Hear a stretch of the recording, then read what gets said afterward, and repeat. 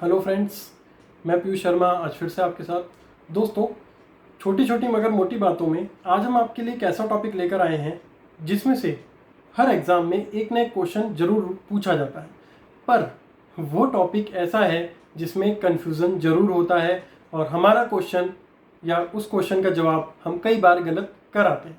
दोस्तों, आज हम बात करने वाले हैं संसदीय समितियों के बारे में। संसदीय समितियां है बहुत छोटा टॉपिक, बट ऐसा कंफ्यूज करता है ये कि हम क्या करने वाले होते हैं और क्या कर जाते हैं, और एग्जाम के बाहर आके हमें लगता है अरे यार ये तो मैंने पढ़ा था और ये इसका ऐसा आंसर होता है, बट हमारा आंसर गलत हो जाता है। आज हम उसी के बारे में बात करेंगे। पर उससे पहले दोस्तों, अगर आपको हमारे वीडियोस पसंद आ रहे हैं तो उन्हें लाइक ज़रूर कीजिए। इससे हमें मोटिवेशन मिलता है आपके लिए नए नए टॉपिक के ऊपर वीडियो बनाने के लिए, अच्छा कंटेंट आपके लिए लाने के लिए। और हमारे चैनल को सब्सक्राइब जरूर कीजिए, और आप कोई वीडियो हमारा चूक ना जाए इसके लिए नीचे दिए गए बेल आइकन पे क्लिक जरूर कीजिए। दोस्तों, शुरू करते हैं आज का टॉपिक, संसदीय समितियां। सबसे पहले ये जानते हैं दोस्तों कि संसदीय समितियां बनाने की आवश्यकता पड़ी क्यों। दोस्तों, जो विधायिका है उसका जो सबसे ऊपरी स्तर है वो है संसद। जब भी कोई विधायक बनाया जाता है या कोई भी अधिनियम बनाया जाता है, कोई कानून बनाया जाता है, तो अल्टीमेटली संसद द्वारा बनाया जाता है। तो संसद के पास बहुत सारे काम होते हैं जिसको सुचारू रूप से एक्यूरेटली करने के लिए उसको मैन पावर की आवश्यकता होती है, और इतने वैरायटी ऑफ वर्क्स होते हैं, इतने अलग अलग प्रकार के वर्क होते हैं कि सभी काम एक ही तरह से कर पाना समुचित नहीं बैठ पाता। तो उसके लिए अलग अलग समितियां बनाई जाती है, काम को डिवाइड किया जाता है, डिसेंट्रलाइज किया जाता है, ताकि कोई भी हर काम में एक्यूरेसी हो पाए, कोई भी काम ऐसा ना हो कि उसमें कुछ कमी रह जाए। तो दोस्तों, समितियां दो प्रकार की होती हैं। पहली होती है स्थायी समिति, दूसरी होती है तदर्थ समिति। स्थायी समितियां दोस्तों वो होती हैं जो हर साल बनाई जाती हैं और वो निरंतर रूप से कार्य करती हैं। तदर्थ समितियां वे होती हैं जो अस्थायी होती हैं, जिनको किसी पर्टिकुलर काम के लिए बनाया जाता है, या एक तरह से कह सकते हैं पर्टिकुलर प्रोजेक्ट के लिए बनाया जाता है, और जैसे ही वो कार्य खत्म होता है उसका कार्यकाल भी समिति का समाप्त हो जाता है।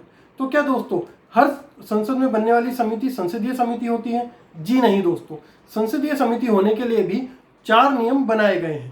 पहला नियम यह है कि संसदीय समिति वही समिति कहलाएगी जिसको लोकसभा अध्यक्ष निर्वाचित सदस्यों से बनाएंगे, और लोकसभा अध्यक्ष या राज्यसभा सभापति ऐसा बोलेंगे कि वो संसदीय समिति है। दूसरा, कि वो समिति का अध्यक्ष लोकसभा अध्यक्ष निर्वाचित करेंगे, लोकसभा अध्यक्ष ही उसको, जो अध्यक्ष होगा समिति का, वो निर्वाचित करेंगे, अपॉइंट करेंगे। तीसरा, कि वो लोकसभा अध्यक्ष के या सभापति के सभी निर्देशों का अनुपालन करेगी। फोर्थ पॉइंट दोस्तों, हर वो समिति जो संसदीय समिति होगी उसका एक सचिवालय जरूर होगा, और ये समिति अपने जो प्रतिवेदन है, जो अपनी अनुशंसाएं हैं, वो संसद के समक्ष पटल पर रखेगी। तो वही समिति संसदीय समिति कहलाएगी जो इन चारों कंडीशंस को पूरी तरह से पारित करेगी या उसकी अनुपालना करेगी।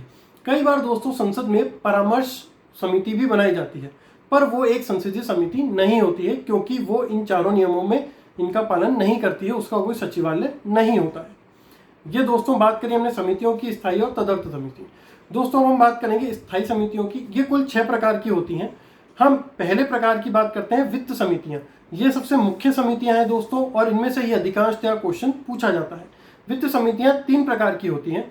पहली होती है लोक लेखा समिति, दूसरी होती है प्राक्कलन समिति, और तीसरी होती है सार्वजनिक उद्योगों या लोक उद्योगों पर बनाई गई समिति। अब दोस्तों इन तीनों में क्या क्वेश्चन पूछे जाते हैं और किन किन पॉइंट्स का मैं ध्यान रखना है, मैं आपको समिति को बताते समय आपको बताता जाऊंगा, आप उसको नोट डाउन जरूर कीजिएगा। पहली बात करते हैं लोक लेखा समिति।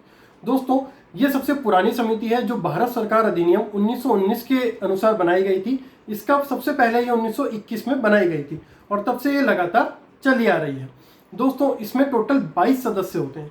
ये मुख्य पॉइंट है दोस्तों, इसमें टोटल 22 सदस्य होते हैं, जिसमें 15 लोकसभा से चुने जाते हैं और बाकी बचे 7 राज्यसभा से चुने जाते हैं। मतलब दोनों ही सदनों से इसमें सदस्य चुने जाते हैं। चुनने का जो पद्धति होती है वो इसमें समानुपातिक प्रतिनिधित्व लगाया जाता है, और एकल हस्तांतरणीय मत के अनुसार इसमें सदस्यों को चुनाव किया जाता है। एकल हस्तांतरणीय मत के ऊपर हम लोग पहले भी वीडियो बना चुके हैं, वो उसको आप देख सकते हैं। इसके अलावा दोस्तों कोई भी मंत्री इस समिति का सदस्य नहीं हो सकता, और इस समिति का अध्यक्ष लोकसभा अध्यक्ष द्वारा नियुक्त किया जाता है, जो भी लोकसभा में से ही होता है। तो ये इसकी मुख्य बात है। अब इसका कार्य क्या होता है दोस्तों? जो इसका प्रमुख कार्य होता है वो कैग जो होता है, कैग वो अपनी साल भर का जो प्रतिवेदन होती है, जो रिपोर्ट होती है, वो राष्ट्रपति के माध्यम से संसद में रखवाता है। ध्यान दीजिए दोस्तों, कैग जो अपनी रिपोर्ट्स रखवाता है वो राष्ट्रपति के माध्यम से संसद में रखवाता है। तो उसकी जो जांच करने का कार्य होता है वो लोक लेखा समिति का होता है। लोक लेखा समिति इनकी जांच करती है और अपने प्रतिवेदन संसद के समक्ष पटल पर रखती है। तो ये इसका प्रमुख कार्य होता है। उसके बारे में अनुशंसा देती है, क्या सही किया, क्या गलत किया, क्या अच्छा हो सकता है, ये सारे काम लोक लेखा समिति करती है। दूसरी समिति होती है दोस्तों प्राक्कलन समिति। प्राक्कलन समिति, इसमें थोड़ा कंफ्यूजन होता है, ध्यान दीजिएगा दोस्तों, जिसमें दोस्तों 30 सदस्य होते हैं। कितने? 30 सदस्य होते हैं और 30 के 30 सदस्य ही लोकसभा से चुने जाते हैं। मतलब इस समिति में राज्यसभा का कोई सदस्य नहीं होता है। 30 के 30 सदस्य लोकसभा से चुने जाते हैं। क्योंकि लोकसभा से ही है तो इसके अध्यक्ष भी लोकसभा में से, इस लोकसभा के सदस्यों में से चुना जाएगा और इसमें कोई भी मंत्री इसका हिस्सा नहीं बन सकते हैं। अब इसका कार्य क्या होता है दोस्तों? जो बजट होता है उसमें एक्सपेंडिचर दिया जाता है कि इतना एक्सपेंडिचर होने वाला है और ये हो चुका है। उसकी जांच प्राक्कलन समिति करती है और उस जो एक्सपेंडिचर हुआ या जो होगा उसको कैसे किफायती बनाया जा सकता है उसके ऊपर प्रतिवेदन लोक लेखा ये प्राक्कलन समिति देती है। तो कई बार इसे सतत किफायती समिति भी कहते हैं, क्योंकि ये किफायत की बात करती है कि किस तरह से सरकार जो जनता का पैसा है, जो सरकारी खजाना है, उसको किफायती तौर पर खर्च कर सकती है।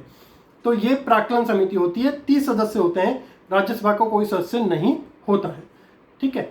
अगली जो समिति आती है वो होती है लोक उद्यमों पर निर्मित समिति। इसमें भी दोस्तों 22 सदस्य होते हैं। वही 15 सदस्य लोकसभा से और 7 सदस्य राज्यसभा से चुने जाते हैं।